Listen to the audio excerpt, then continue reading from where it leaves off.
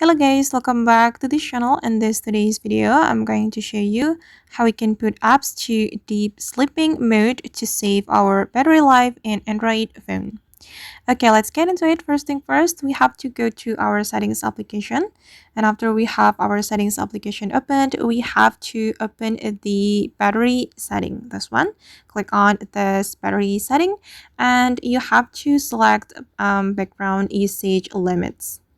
Okay, and here you can click on the deep sleeping apps to put your application to the deep sleeping mode.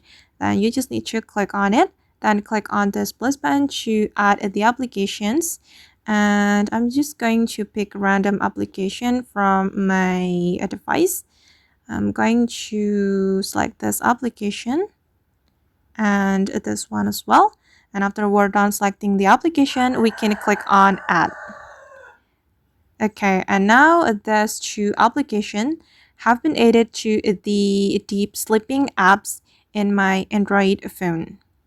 Alright guys, and that's how we can put apps to deep sleeping mode to save our battery life in Android phone. I hope this tutorial will be useful for you. Thank you so much for watching and see you in the next video.